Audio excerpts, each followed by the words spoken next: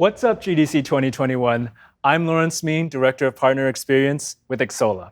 Today, I'm joined by our Vice President of Marketing, award-winning industry veteran, and diehard Chicago Bears fan, Ed Lin. Today, we're going to take a trip through some of the pivotal moments from the past, present, and future of game publishing. We'll show you how the theme of access has proven vital to advancing video game publishing. And we'll leave you with something new that we've been working on to help you make the best of that future. It's a lot to cover, but thankfully, I have you here for backup. I got your back. We're excited to take you on this trip and give you some great insight in what's to come. So to get things started, let's fire up the DeLorean and head back to the 1990s. Hey, I was born in the 90s. What were you doing back then? It's hard to believe that the 90s were really 3 decades ago. Sometimes it feels like yesterday, yet so much has changed since then. The 90s were a time of explosive growth for the video game industry in just about every category you can imagine. The internet was just coming of age. PC gaming had been on the rise since the video game crash of 1983. But home consoles were beginning to dominate, creating wider access for people to play games more readily. Cartridges gave way to CD-ROMs, which were easier and cheaper to produce. You no longer had to ask mom and dad for a roll of quarters and a ride to the local arcade. Now you just had to beg them to buy you the latest Mac, PC, or whatever gaming system there was. Back then, mobile and online gaming weren't even blips on the horizon. At least, mobile as it pertains to phones or tablets, but you could still game on the go. During this period, Nintendo dominated the handheld market with Game Boy. In fact, the 2 best-selling games of the 90s were Pokemon titles for the Game Boy and later the Game Boy Color, selling more than 50 million copies. And you better believe I was among those sales. Bulbasaur fans will always know who's number 1. And licensed video games became an increased focus for the industry. Would you believe that the first licensed game came out in 1979? Star Trek Phaser Strike. It was published by Milton Bradley, and wow, games have come a long way.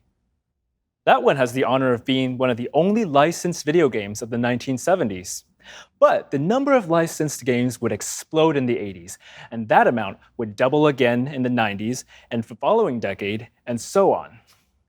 Licenses were great at providing instant awareness, but it was a double-edged sword where publishers had to pay for the license and developers were constrained creatively by the licensors.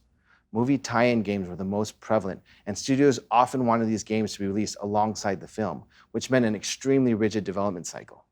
And one of the earliest examples was E.T., the extraterrestrial game published by Atari in 1982. Atari reportedly paid between $20 to $25 million for the game license, but with only 5 weeks to create the game, it made the release window but failed to deliver and has often been cited as one of the main reasons for the video game crash of 1983. Licensed games continue to stick around, and we've seen some real gems. In fact, the 90s gave us 2 hits with Disney Aladdin on the Sega Genesis and GoldenEye 007 on the Nintendo 64.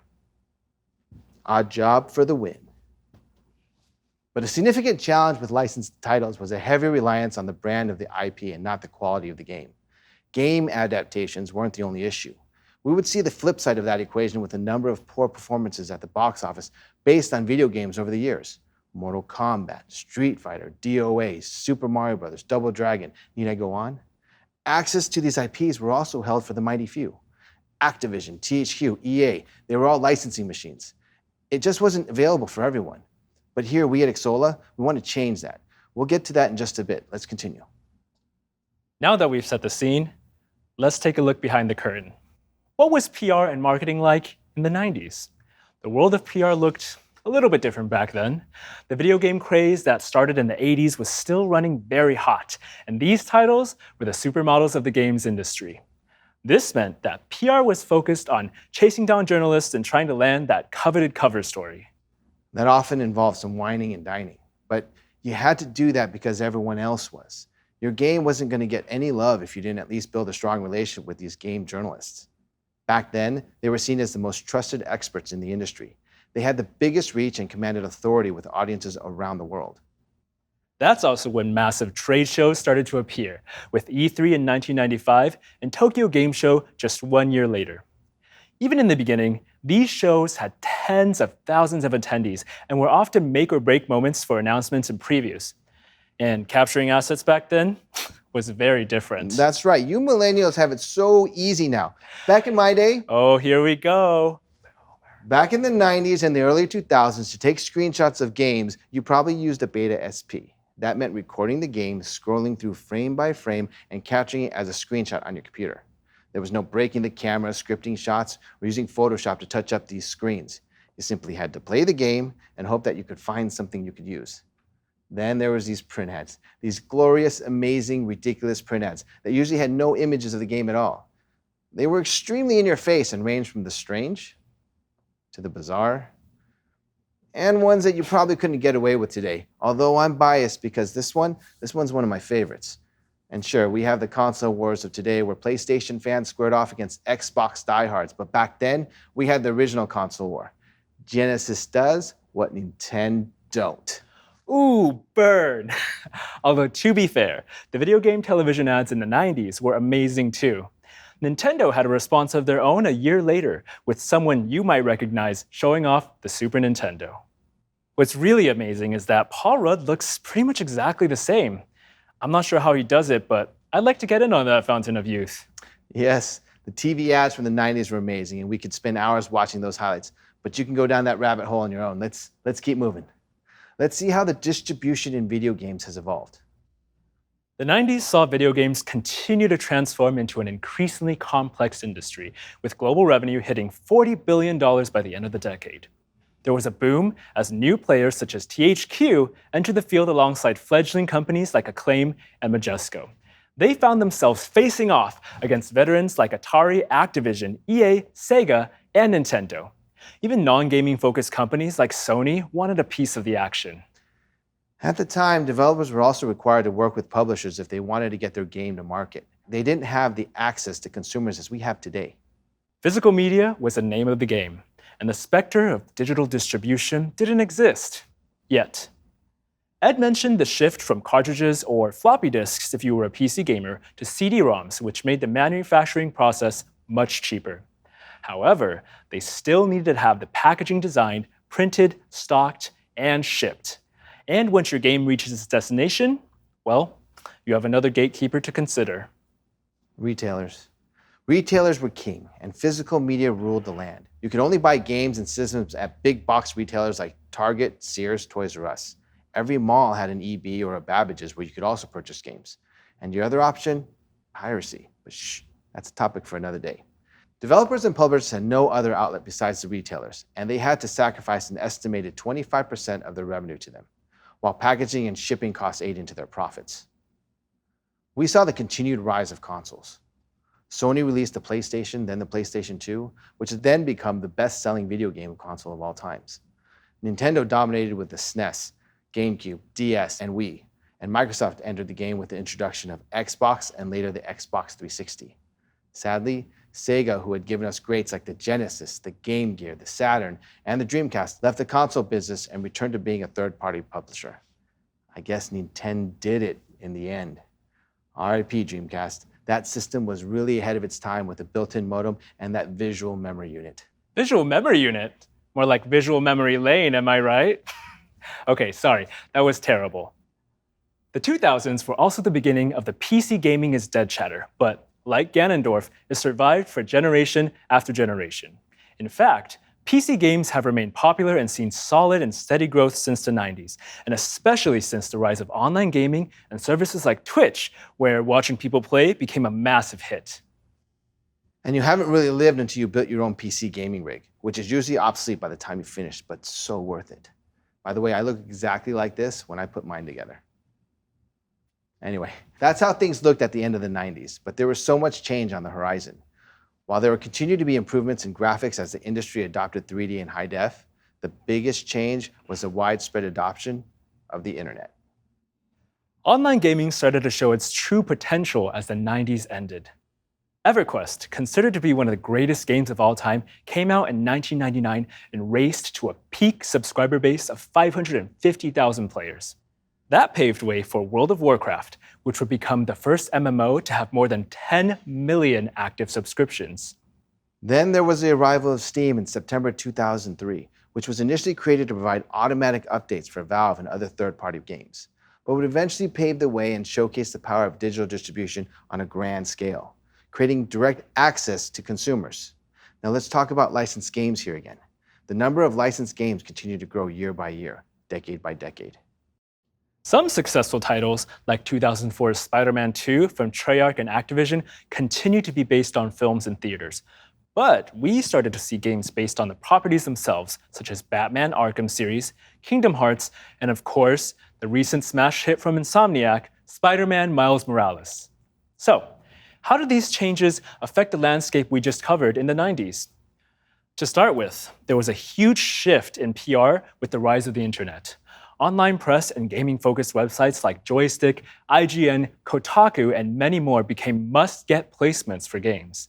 Events got bigger and bigger and had a huge influence on marketing. Companies even started to plan their development schedule around having a playable demo ready for E3 or Gamescom.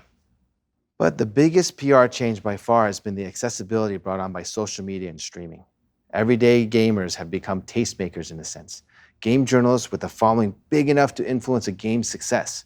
We're talking about influencers like Ninja, Markiplier, Vanoss Gaming. The increasing popularity impact of these personalities is poised to grow the influencer industry to $15 billion by next year, with no signs of slowing down. And on the publisher front, there was an emphasis on having an MBA if you wanted to get your foot in the door. That became a necessity based out of competition as the games industry began hiring people away from bigger, more established industries like retail and consumer packaged goods. There was a boom in the publishing market as new players entered the field. The explosion of video game consoles and the continuing growth of PC gaming meant more players, more games. The sheer amount of platforms that were available also brought us the innovation of cross-platform gameplay. Driven by Epic Games and the success of Fortnite, players in many games can now meet up with friends and play, regardless of the system they're on. Meanwhile, on the distribution front, retailers continue to gain more power. That is until digital distribution really took hold and shifted that power to the publishers. Digital distribution truly transformed the market, fundamentally changing how games are sold. Publishers can now offer them directly to players through a digital storefront. And it's given developers a real seat at the table. Whether indie or AAA studios, we're seeing the rise of digital distribution. Roblox, Epic Games with Fortnite, Manticore, and even Minecraft now with Microsoft. It's even affected the development process, and not always for the best. I'm sure we've all been frustrated by enormous release day patches when you're just itching to play the game. That's true. And I was going to say I'll take that over waiting out in the cold for midnight releases, but I actually really do miss those. But with digital, it's now so easy to download a game on release day without worrying if it'll be in stock or not. Plus, it opened up a whole world of possibilities for sales and promotions and has brought back so much life to back catalogs of older games. E-commerce became a massive thing. Publishers launched initiatives like Xbox Game Pass and PlayStation Plus, giving players subscription-based access to games. Free-to-play games brought in a whole monetization revolution, thanks to the power of microtransactions. So, where has all of this led us to? How will these changes and trends affect us in 2020 and beyond? Well, we talked about the cross-platform game a moment ago, and that's a feature players will expect across the board. Even now, players want their in-game purchases to be available no matter what system they play on. Just a few years ago, it seemed like crossplay would not be possible between Microsoft, Nintendo, and Sony, but now it's a reality, and that trend will continue. Crowdfunding will also continue to grow. There will be more people entering the category as it continues to show success. Developers now have access to funding directly from their fans and don't have to be reliant on publishers. And that trend is poised to move into crowd publishing as well, giving developers even more options to finance their games. We're already exploring this, and for more insight, be sure to check out our GDC talk on our new product, Xsolla Game Investment Platform. And while consoles and the PC market are still going strong, mobile has already doubled the combined revenue of console and PC gaming put together. And that exponential success only means mobile will continue to grow and change. I'm sure everyone is really interested in the decision of the Epic Games versus Apple lawsuit, which could send shockwaves through the industry.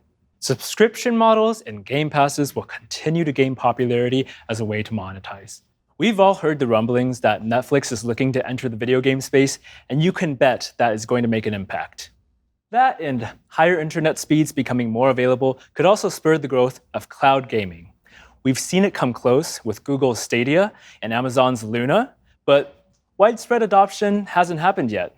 And we've talked about IP in the form of licensed games, but in the future, it's important to look at that from a different lens. We will continue to see IPs move into gaming space as a way to monetize and prolong the life of their franchise. CD Projekt Red is a perfect example of this. The Witcher was a successful series of Polish fantasy novels before it became a smash video game hit and series.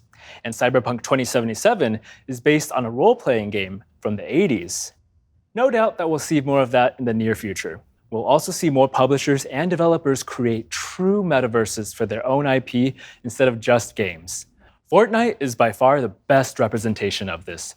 Epic Games has already hosted concerts and movie trailer premieres inside the game, and we've seen multiple crossover skins and events in-game from companies like Marvel, DC, NFL, and more. Look for more of that in the near future as more companies explore new avenues with their IP. And one thing we've seen in the past few months is just how powerful an IP can be. It's been behind some of the biggest shifts in the entertainment industry. While mergers and acquisitions are nothing new, we've seen Disney acquire Marvel in 2009 and Fox 10 years later. AT&T acquired WB only to spin it off into Discovery Plus, and Amazon didn't want to be left behind, so they purchased MGM Studios. The video game industry has had an equal number of huge acquisitions. Microsoft recently purchased ZeniMax Media, and TikTok's parent company ByteDance acquired developer and publisher Mien. And Embracer Group has been extremely active, picking up Gearbox, EasyBrain, Saber Interactive, Aspire, and many more. And these are just the changes we know about right now. I'm sure there'll be other things that come up unexpectedly, like how much the global pandemic impacted our industry. These are the things that we at Xsolla are keeping an eye on in the near future. How can you tap into these trends and stay competitive? What route is open to you to enter the expanding world of possibilities with IP? Throughout this talk, the common theme for the progression of publishing is access. Access to IP, access to consumers, access to influencers, press, etc. When access is freely provided, the games industry has proven to flourish. That brings us to the next offering from our business engine, Xola Connect. At Xsolla, our founding mission is to democratize the games industry. And that's more than giving developers the tools to publish or monetize their games around the globe. With Xola Connect, we're empowering everyone in the industry to discover, access, and create partnerships with game developers and IP holders, along with agencies and other business resources. Think of it as speed dating for your gaming business. We'll help you make the connections quickly and build relationships that last. So let's take a look at how this platform works. And remember, this is the first time we're showing this outside of our office. So for developers, you can access Xola Connect through Publisher Account, which is your portal to all Xsolla products, solutions, and services. Once you reach Connect, simply create your profile, get approved, and start browsing listings from IP holders, licensors, and other vendors. See something you're interested in? Hit that Connect button, fill out the details, we'll handle the rest. In our initial rollout of Xola Connect, we'll have exciting IPs available for you to work with. And over the next year, we'll be busy creating an entire ecosystem of business partners and services to help take your project to the next level. Starting today, you can head over to our website to learn more about this innovative way to make connections. And if you have any questions, please feel free to reach out and we'd be happy to talk with you. We can't wait for you to experience Xola Connect. On behalf of myself and Lawrence, thank you so much for joining us and enjoy the rest of GDC 2021.